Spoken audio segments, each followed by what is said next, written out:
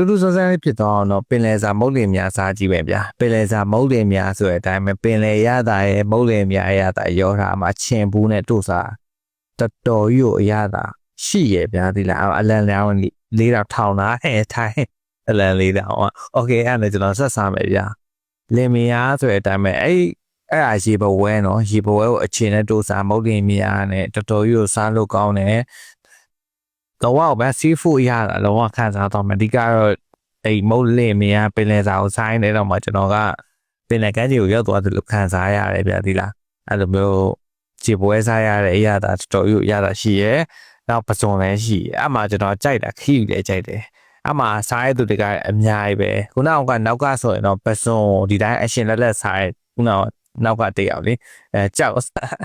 ပစုံတော့အရှင်လက်လက်နဲ့စားရကျွန်တော်ကတော့အရှင်လက်လက်နဲ့တော့မစားချင်တော့ဘူးဒါကတော့ပင်လယ်စာရေပွဲကိုစားနေတာတော်တော်ကြီးအရသာရှိရဲ့တခြား food court တွေနဲ့ဆိုင်တော့ဒီ job fair ဆိုရဲ့နေရာကတော့တော်တော်ကြီးလူသိများပြီးတော့ဈေးတော့အသင့်တည်းပဲပေါ့ဗျာစားလို့ကောင်းတယ်အဓိကတော့နိုင်ငံခြားသားတွေလာစားကြတယ်ကျွန်တော်လည်းတစ်ခါလေကြာရင်ဘိုက်ဆိုင်တော့ဝေစားရကြ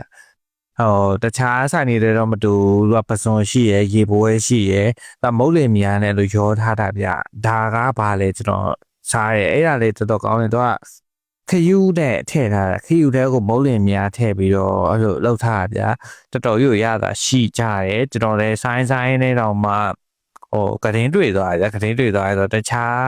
ဆိုင်တွေတော့မတူသူ့ရဲ့အရာကကျွတ်ရွလေးနဲ့ပင်လေ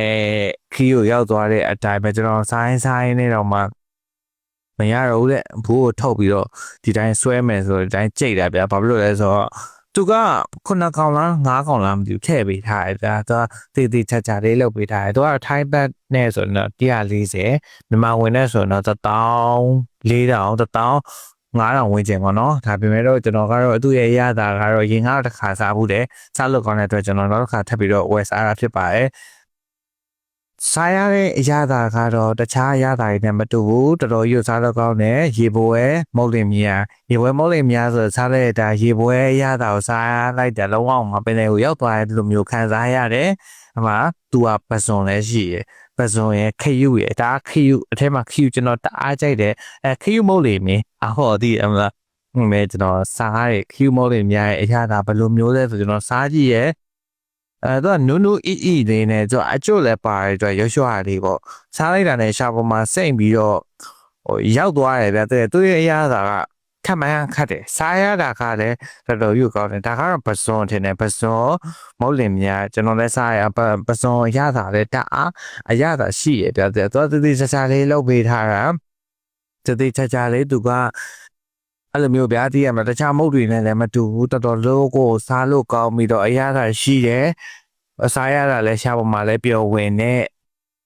စားဆိုင်မှာသူကပါဝင်နေတယ်ကျွန်တော်လည်းအားကြိုက်တယ်အဲ့လိုမျိုးပင်လယ်စာမုတ်တင်များဆိုတာကလည်း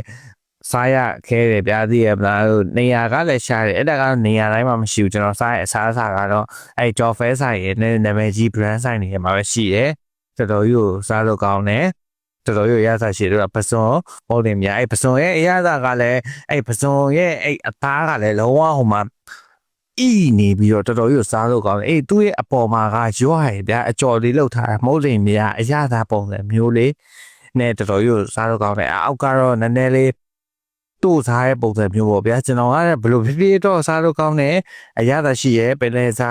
မဟုတ်ရင်များကိုကျွန်တော်စားခဲ့တဲ့အတွက်တော့ဟိုမှာရှာပေါ်မှာလည်းစိတ်ဝင်တယ်ပျော်ဝင်တယ်ဘောဗျာဒီမှာတခြားအစားအစာတွေလည်းမတူဘူးသူ့ရဲ့တခြားအစားဆိုင်တွေတော့ခွဲထွက်သွားတယ်ဒါမုတ်လင်များဆိုတဲ့အတိုင်းပဲကျွတ်ရွှလေးနဲ့ပင်နေစားလဲပါတဲ့အတွက်ကျွန်တော်လည်းစားလို့ကောင်းတယ်ကျွန်တော်စိုင်းနေတော့ကုန်တော့ပုံဟိုင်းတော်တော်ရတာရှိကျွန်တော်လိုပဲရအောင်စားကြည့်နော်